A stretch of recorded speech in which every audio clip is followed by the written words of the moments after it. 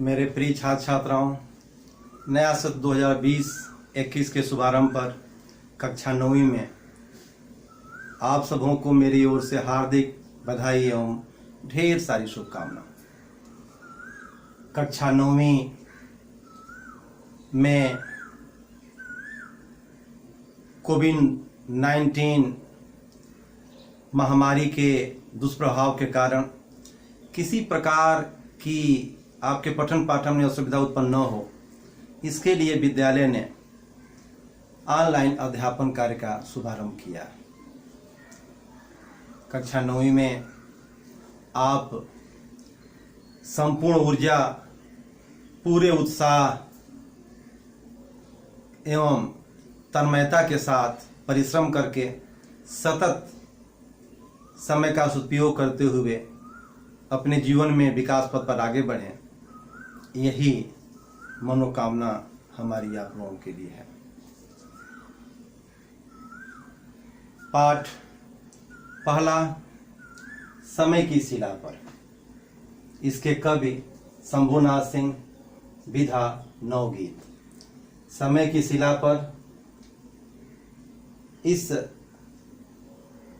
शीर्षक का भाव है कि समय जो निरंतर गतिशील है, सतत चला आ रहा है और चला जाएगा, इस समय पर हम अपने कर्तव्यों से अमिट छाप छोड़ें, कवि का मनोभाव यही है। नवगीत विधा है, कविता की पारंपरिक विधाओं से अलग हट करके इन्होंने लोगों के मनोभावों को प्रतीकों के माध्यम से व्यक्त करने का प्रयास किया है। जैसे मनुष्य के कर्तव्यों को शिला का प्रतीक दिया। कवि ने पूरे पद्यार्थ में, पूरे पद्यांश में यही समझाने का प्रयास किया है कि पढ़ने लिखने का अंतर, अंधकार से प्रकाश में परिवर्तन, आंखों में तैरते सपनों की आभा, प्रार्थना की प्यास आदि मनोभावनाएं हैं, जिसको इन्होंने बखूबी निभाया, बताया और बड़ा इसका मार्मिक चित्रण किया। थोड़ा ध्यान आप लोग दें तो मैं आपको समझाऊं कि समय की शिला का भाव क्या है। अगर इसके भाव को आप समझ लेंगे तो सारी किताबें आसानी से समझ लेंगे, पढ़ लेंगे, कोई आपको दिक्कत नहीं होगी। थोड़ा ध्यान आकर्षित करेंगे पॉइंट के तरफ। समय की शिला, समय जो निरंतर गतिशील है, गतिशील इसलिए मैं कह रहा हूं कि कोविड-19 जैसी अंतर्राष्ट्रीय महामारी में भी समय रुका नहीं है। अगर हम देखें तो पूरी दुनिया ठप हो गई है। समय को कवि ने शिला माना है। शिला पत्थर, पत्थर। समय को शिला माना है। शिला का मतलब पत्थर होता है। पत्थर का नाम सुनते ही आपके दिमाग में यह बात गूंजने लगी होगी कि बहुत ही कठोर, जो काटने, तोड़ने, खुरचने पर आसानी से उसमें कुछ उत्कीर्ण नहीं हो सकता। इस पर कुछ भी अंकित करने के लिए से अंकित किया गया है तो इसको यहां से मार मार के, रगड़ के, तोड़ तोड़ करके इसको बनाया गया है। यह पत्थर, अर्थात इस पर जो हम लिखेंगे, जो बनाएंगे, लिखने को उत्कीर्ण करना कहते हैं, उसके लिए कठिन परिश्रम करना पड़ेगा। आसानी से पेपर पर ले लिए और लिख दिए, ऐसा कुछ भी संभव नहीं। तो कवि ने समय को पत्थर माना है। समय क्या है भाई? समय आप जब जन्म लेते हैं और मरते हैं, उसके बीच का जो कालांतर है वह समय है। आप अपने जीवन में यदि संवेदनशील, सहृदयी, सहिष्णु और कर्तव्यनिष्ठ होकर के व्यक्ति, समाज और संसार के लिए कुछ करेंगे, ऐसा कार्य जो समाज के लिए हितकर हो, लोग उसका लाभ ले सकें, कालांतर में लोग उसे प्रेरणा लें, उसका अनुशीलन करें, उसको अपना पाथेय माने, तो ऐसा कार्य यदि व्यक्ति अपने जीवन काल में करता है तो वह समय अर्थात इतिहास के पन्नों में स्वर्णाक्षरों में उसका नाम अंकित होता है। अर्थात समय रूपी पत्थर पर वह अपने कर्तव्यों से, अच्छे कर्तव्यों से, सद्कार्यों से ऐसा अमिट चिन्ह बना देता है जो किसी के मिटाए भी मिटता नहीं है।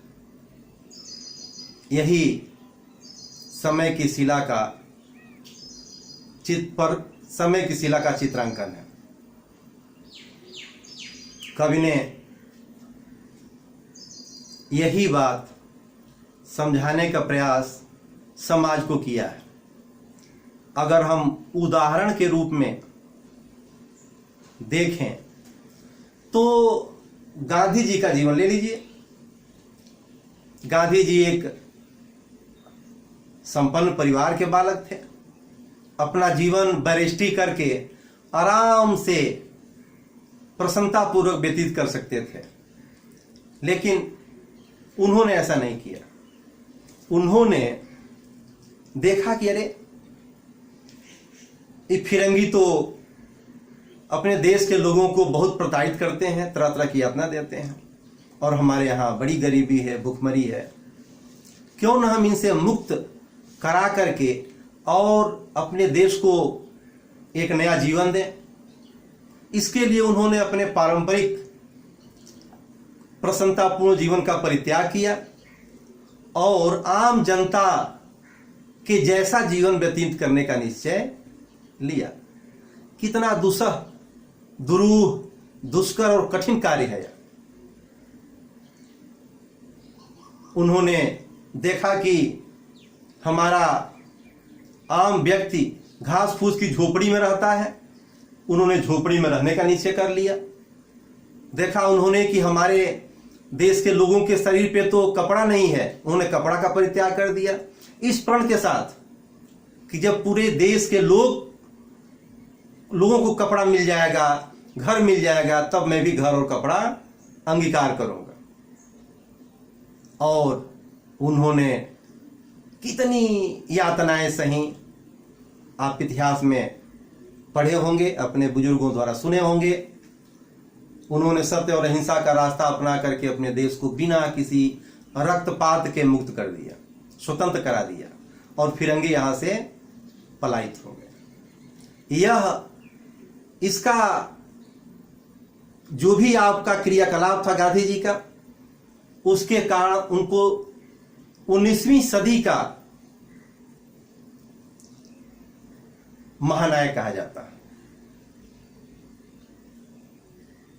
उनका नाम समय के पत्थर पर अमिट हो गया, अंकित होकर के इतिहास में उनका नाम स्वर्णाक्षरों में लिख दिया गया।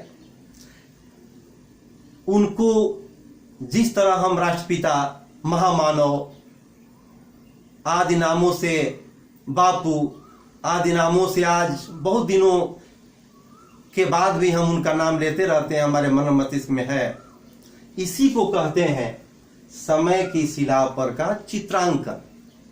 समय की शिला पर अंकित होना, अमिट होना, अमर होना। आप लोग इस शीर्षक के भाव को आसानी से समझ गए होंगे। पूरे प्रकरण में यही बताया गया है। कवि ने यह बताया है कि समय की शिला पर कुछ लोगों ने, चित्रकारों ने बड़े ही आकर्षक, रोचक चित्र अंकित किए। अब चित्र समय की शिला पर अंकित करना इतना आसान नहीं, आपको मैं समझाया था, लेकिन कुछ लोगों ने उसे मिटा दिया। मिटाने से तात्पर्य कुछ लोगों ने सद्कार्य न करके उस अच्छे कार्य को धूमिल कर दिया। कुछ लोगों ने अपना जीवन समाज के भलाई के लिए कष्ट सह करके रचनात्मक कार्य किया उन लोगों ने। कुछ लोगों ने उसको महत्व ही नहीं दिया, उसे ध्यान ही नहीं दिया, उसकी उपेक्षा किया। जो भी समाज का रचनात्मक वर्ग है, चाहे वह इन केन प्रकार समाज की दिशा और दशा को बदलने के लिए हर सम विषम परिस्थितियों में प्रयत्नशील है, संघर्षशील है, वह व्यक्ति समाज की उपेक्षा, निरर्थक, उदासीन, हताश, निराश लोगों के उपेक्षा का शिकार होता रहता है। और ऐसे ही अच्छे कार्य करते हुए, उपेक्षित समाज से होते हुए उसका जीवन गल जाता है और उसका जीवन ही समाप्त हो जाता है। अर्थात उसका पूरा जीवन इसी उहापोह में समाप्त हो जाता है। कवि ने यह बताने का प्रयास किया है आपको कि सिंधु जो अति व्याकुल है, परेशान है, उसकी यह व्यथा है कि धरा ने बादलों का रूप दे करके आकाश में उसे भेजा, लेकिन गगन ने उसके मूल्य को न समझ उसे पुनः धरती पर ही वापस कर दिया। यह भावधारा हमें अपने मन से निकालनी चाहिए। हमें हर छोटे से बड़े कार्यों का उत्साहवर्धन करना चाहिए और उसके मूल्यों को जानने का प्रयास करना चाहिए, जिससे एक अच्छे समाज की रचना होती है। रचनाकार उत्साहित होता है, प्रसन्न रहता है, तो समाज का भला होता है, संसार का कल्याण होता है। हमें किसी भी रूप में इन बातों का सदैव ध्यान रखना चाहिए। आज पाठ्यांश के बारे में हम इतना ही बता पाएंगे। शेष अगले कड़ी में आप सुनेंगे। इसमें समय की शिला पर के अलंकार के बारे में आपको बता दें। बहुत जिक्र हुआ इसका समय की शिला पर। समय की शिला में रूपक अलंकार है। क्या है?